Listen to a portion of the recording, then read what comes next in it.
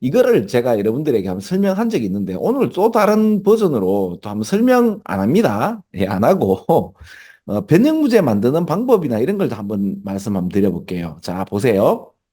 요렇게. 그럼 원래 문장은 요게 빈칸이거든요. 그 빈칸을 이렇게 파란색으로 한번 해볼게요. 자, 자, 원래 이 문장에 있어서 빈칸 문제가 이 문제였거든요. 그리고 이 빈칸 문제에 대한 클루는 뭔가 하면 요거였거든요. 그 클루라는 말은 이 단서가 요거였는데 요거하고 같은 이야기가 반복되는 게 어디 있는가 하면 여기였거든요. 요거였거든요. 자, 요거. 그리고 요 얘기를 요렇게 한번 칠해볼게요. 자, 요렇게.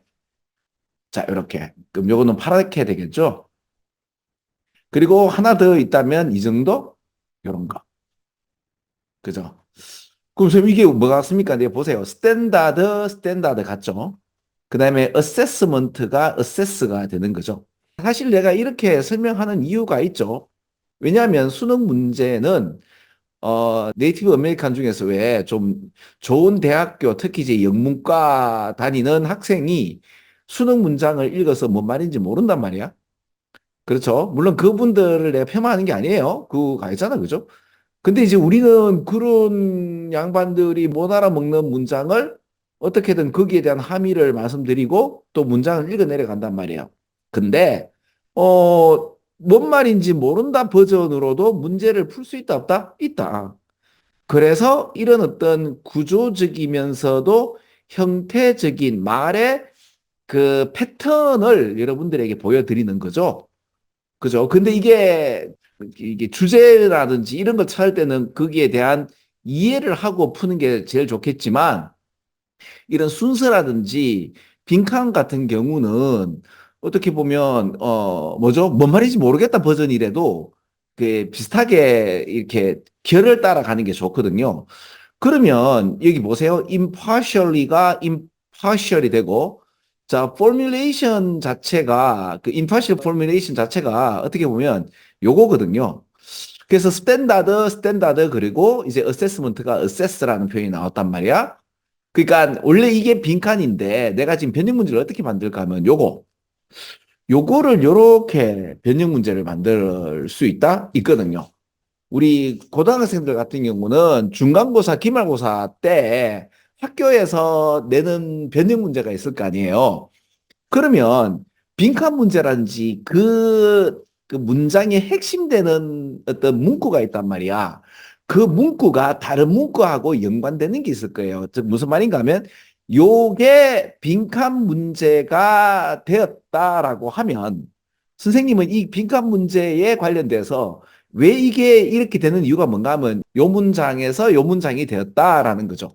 그러면 이 중에서 이제 impartial formulation이 다른 말로 뭐예요? 요게 공평한 공식이란 말이에요. 스탠다드에서 공식. 그걸 다른 말로 공평하다는 표현을 갖다가 뭐라고 표현한다? 중립적인이라는 표현으로 쓰는 것들이거든요.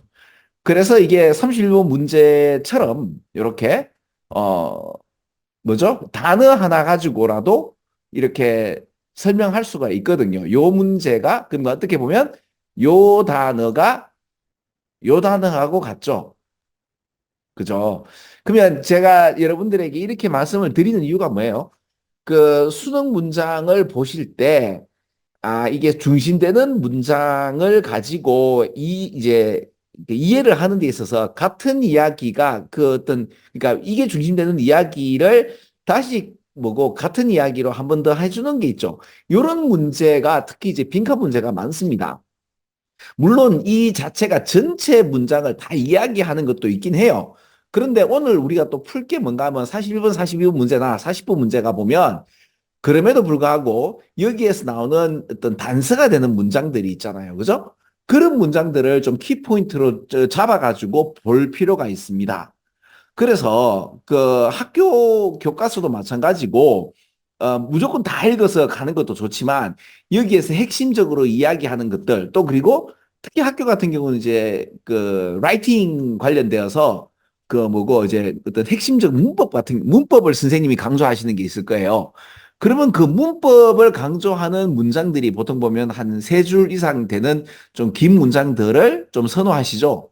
아니면 짧은 문장이라도 그 문법에 관련된 얘기를 선생님들이 이제 얘기가 나오는데 그거를 좀 이렇게 공략하셔서 외울 필요가 있습니다.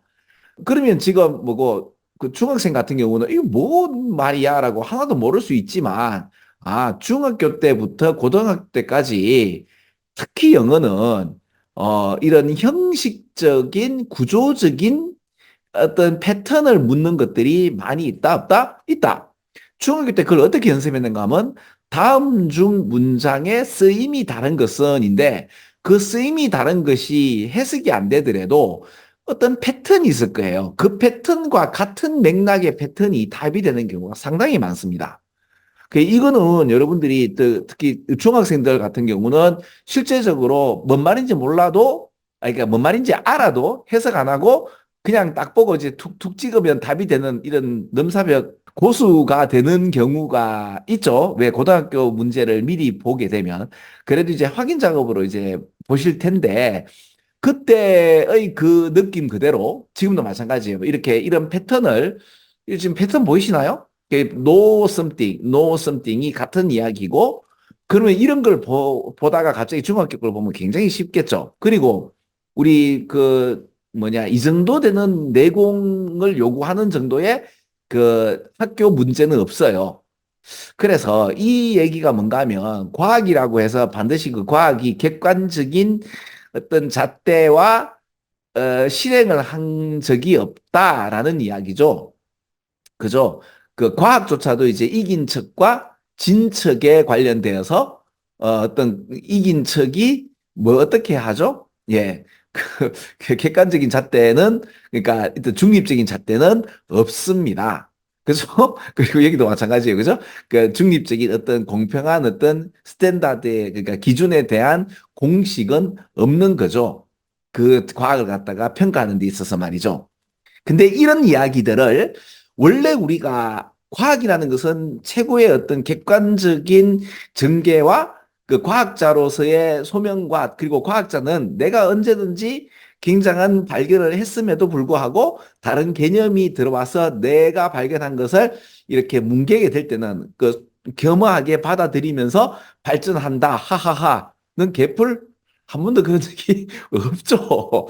그죠? 물론 그렇다고 과학이 우리 지구의 발전을 그 뭡니까? 이제 안 하게 한 건 아니죠. 상당히 과학의 발전을 통해서 근데 또 한편으로는 그러면 과학의 발전을 통해서 정말로 우리가 이렇게 이제 인간이 오래 살고 했던 것들이 과연 의학과 뭐 과학의 발전이냐 하면 꼭 그것도 아니에요. 왜냐하면 또 다른 관점으로 본다면 의학이 발달돼서 인간의 수명이 늘어난 게 아니라 세니테이션, 그죠? 잘 씻고 깨끗하게 하고 영양을 줬기 때문에 올라간 거지 의학의 발전 때문은 꼭 그런 건 아니다. 이래 말하면 예를 들어 다른 예를 들어 그죠? 어떤 관점에서 어떻게 보느냐에 따라서는 완전 다르게 보일 수 있습니다. 수능은 어떤 관점을 잡느냐에 따라서 달라집니다. 그래서 과학조차도 수능은 뭐라고 얘기하죠? 그렇죠. 이게 저기 헤게모니 싸움을 하는 어떤 작태 이런 이야기를 하기 때문에 전혀 생각하지 못하죠. 그래 못 읽습니다. 잘 안 읽혀집니다. 그럼 잘 안 읽혀지면 두 가지죠. 잘 읽혀지도록 그 수능에 나오는 이야기에 대한 컨텐츠를 이렇게 말씀해 드리는 것도 함과 동시에 그럼에도 이걸 뭐 저랑 같이 그 얼만큼 오래 하겠나 그지? 그러면 그 내가 전혀 모르는 영역에 대해서 이제 수능은 얘기한다면 어떻게 풀면 돼요?